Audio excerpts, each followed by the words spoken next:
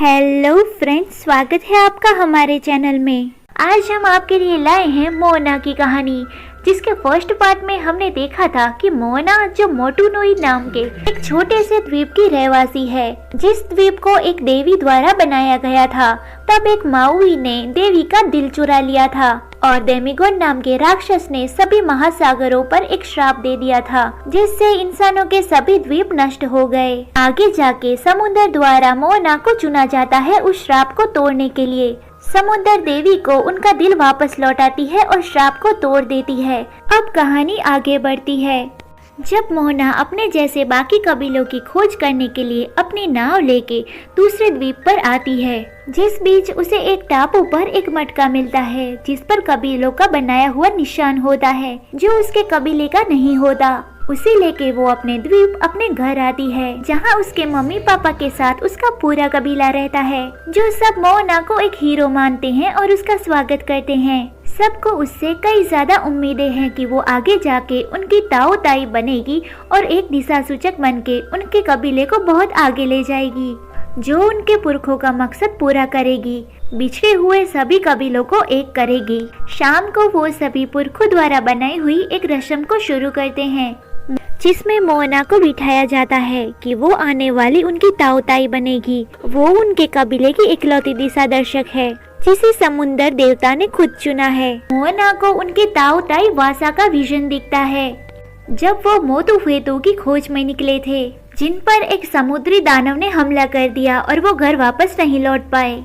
ताओ ताई वासा मोना को समझाते हैं कि तुम इस कबीले का भविष्य हो। प्रकृति को उनका दिल लौटाना तो पहला पड़ाव था, आगे जाके तुम्हें तूफान का रुख मोड़ना होगा। मोतुफेतु को खोजना और सभी कबीलों को एक करना, यही तुम्हारा मकसद होगा, वरना इंसानों का वजूद खत्म हो जाएगा। मोना का एक दोस्त मोतुफेतु के बारे में जानता होता है, जो बताता है कि वो एक पुराना जजीरा था, यानी कि एक माउंटेन, जिससे सभी कबीले बंधे हुए थे। पर फिर ताकत का भूखा देवता नालो को, जिसने तूफान के शाप में उसे कैद कर दिया, जो अपनी शक्ति बढ़ाने सभी कबीलों का नाश कर रहा है। ये सभी कई सदियों पहले हुआ था, जो शाप अब तक नहीं टूटा है। तभी अचानक आसमान में से एक सितारा गुजरता है, वही रेखा जिसका पीछा करने को उसके ताऊ ताई वासा ने मोना को कहा था, जो मोना को मोतुफेतु का रास्ता बताएगा। अब मोना उनकी आने वाली ताऊ ताई बनेगी। हालांकि मोना की फैमिली उसे जाने नहीं देना चाहती, क्योंकि उनके पूर्वज वासा भी कभी वहां गए थे और वापस लौटे ही नहीं। और क्योंकि वो कबीले की इकलौती दिशा दर्शक है, इसीलिए उसे वहां जाना होगा। वो सबसे वादा करती है कि वो मोतुफेतु को ढूंढेगी और वापस लौटेगी। मोना अपने सफर के लिए तैयार होती है, जिसके लिए उसे सागर के पार जाने के लिए एक पटवारी जो नाव संभाल सके, एक किसान जो उनके खाने का बंदोबस्त कर सके, एक दोस्त मोनी जो पुरानी गाथाएं सब जानता है, उन सभी के साथ अपने सफर के लिए चल देती है, जो वापस कब लौटेगी किसी को नहीं पता। जैसा कि समुद्र मोना का दोस्त है, जो उसे डूबने नहीं देगा, वो अपनी छुटकू बहन के साथ सबको बेस्ट विशेष लेती हुई अपने साथियों के साथ सफर में आगे बढ़ जाती है। तभी वो उस सितारे को फटते हुए देखती है, जो उसे मोटुतोई तक ले जाने वाला था।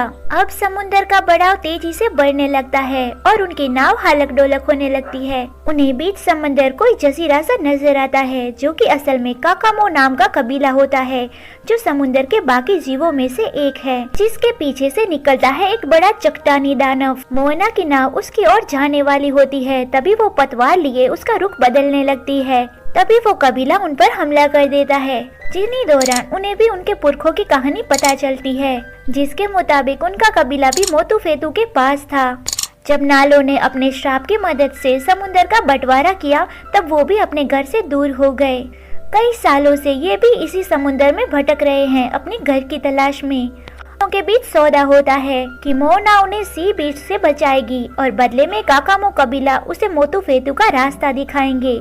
सी मॉन्स्टर को हराने उनका एक छुटकू मोना की टीम के साथ चल देता है, जिसके अंदर समुद्र अपना रुख बदलने लगता है और वो मोना की बात नहीं सुनता। वो सभी जा गिरते हैं समुद्र की गहराई में, जहाँ मोना बाकियों से अलग हो जाती है, जिसके अंदर समुद्री दानव और कई सारी हड्डियाँ पड़ी होती है, जो लोग वहाँ मर गए थे। वो छुटकू अपनी स्टेप की मदद से गिरा देता है। इस दौरान वो माउई से मिलते हैं। ये हमने फर्स्ट पार्ट में देखा था। माउई जो 3000 साल पुराना समुद्री का महादेवता है, मोना को प्रकृति का श्राप तोड़ने में मदद की थी। यहाँ आया था जसीरे यानी कि माउंटेन का द्वार खोलने और नालों को हराने। उस सी बीस्ट लेडी ने माउई को नालों के कहने पर पकड़ लिया और वहीं बांध दिया, जिसे छुड़ाने में ये लोग मदद करते हैं। वहाँ बेहोश हुई मोना उठती है जो मतंगी से मिलती है, जो मोना से कहती है कि उसने काकामो कबीले को फंसाया क्योंकि नालो ने उसे ऐसा करने को कहा था। वो खुद भी कई सालों से नालो के श्राप में कैद हो गई है। जब नालो का श्राप टूटेगा तब वो यहाँ से आजाद होगी। वो मोना को मोतुफेदु का दूसरा रास्ता दिखाती है जो कि एक शॉर्टकट है। तभी माउई यहाँ आ टपकता है। तब वो सी बीस्ट कहती है कि उसने इसी काम के लिए माउई को यहाँ बांध रखा था ताकि वो यहाँ आए और मोना की इस सफर में मदद कर सके। इसी दौरान मोना माउई को मिलती है जो उसे बताता है कि नालो ने मोतुफेदु को समुद्री तूफानों के बीच समुद्र की गहराई में दफन कर दिया है। तुम लोग वहाँ से वापस बचकर नहीं निकल पाओगे, इसीलिए मैं वहाँ जाऊंगा। पर मोना कहती है कि ये मेरा भी सफर है। वो सी बीस्ट इन सब को एक शॉर्टकट रास्ते में भेजती है। इसी दौरान एक समुद्री मॉन्स्टर उनकी नाव को पलटा देता है जो किनारे पर जा गिरते हैं। मोना भी अपनी हिम्मत हार चुकी है। वो कहती है कि वो हर बार फेल हो जाती है। माउई कहता है कि तुम भूलो मत, तुम कई सालों बाद की अपने कबीले की पहली वो लड़की हो जिसने कई सालों बाद का प्रकृति का श्राप तोड़ा है, जो अपने कई सालों बाद के ताऊताई बनने का जज्बा रखती हो। खड़ी हो जाओ और अपने लक्ष्य को पूरा करो। की हिम्मत टूट चुकी होती है। तब माउई उन सबको मोटिवेट करता है। वो सब फिर से खड़े होते हैं और अपने सफर में आगे बढ़ते हैं। यहाँ उन्हें दिखता है एक साथ कई सारे और तूफान जिन पर तेज बिजली कड़क रही होती है। वो सभी उन तूफानों में एंटर होते हैं। एक एक करके वो सभी तूफानों का डट के सामना करते हैं। माउई अपनी पूरी शक्तियों का इस्तेमाल करता है और वो उन तूफानों का रुख मोड़ देता है। इसी दौरान मोना जो समुद्र की गहराई में जाके मोतुफेदु माउंटेन के शिखर पर उतरती है। मोना के छूते ही नालो का श्राप टूट जाता है, पर नालो का श्राप टूटते ही मोना को एक झटका लगता है जिससे वो वहीं बेहोश हो जाती है और ऐसे वो सभी तूफान खत्म हो जाते हैं। पर वहाँ मोना सांस तक नहीं ले रही होती। तभी उनके सभी पूर्वज इकट्ठा होते हैं। उसके सभी ताऊताई जो अपनी शक्तियों की मदद से मोना को शक्ति देते हैं। इससे मोना फिर से खड़ी होती है और मोना को मिलती है एक सुनहरी पतवार जो उसे समुद्र का रास्ता दिखाने में मदद करेगी। जैसे ही वो अपना शंख बजाती है, पुरानी गाथाओं के कहने के दौरान 7 कबीलों तक पहुंचने का केंद्र तैयार हो जाता है, जिससे मोतुफेदु का रास्ता निश्चित हो जाता है। मोतुफेदु की चट्टान पर सभी कबीलों की चित्रकारी बनी हुई है। तभी उन्हें एक शंख सुनाई देता है जो होता है बाकी कबीलों के लोगों का। एक एक करके सभी कबीले के लोग इस मोतुफेदु पर इकट्ठा होते हैं। मोना अपना लक्ष्य पूरा करते निकलती है अपने घर की ओर, जहां मोना को वापस आते देखकर सभी वहां उसे बड़ी इज्जत देते हैं। वो अपना वचन पूरा करके उसके साथ सभी कबीलों को यहाँ ले आती है, जो सभी अब एक साथ रहने लगते हैं, घुलने मिलने लगते हैं। वो लोग काकानो कबीलों को भी अपने साथ मिला लेते हैं।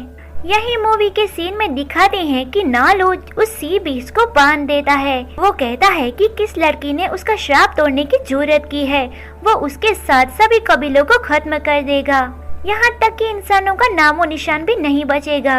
वहाँ मोना अपनी टीम के साथ अपने आगे के सफर की सैर में चल देती है और इसी सीन के साथ इस मूवी की यहाँ एंडिंग होती है।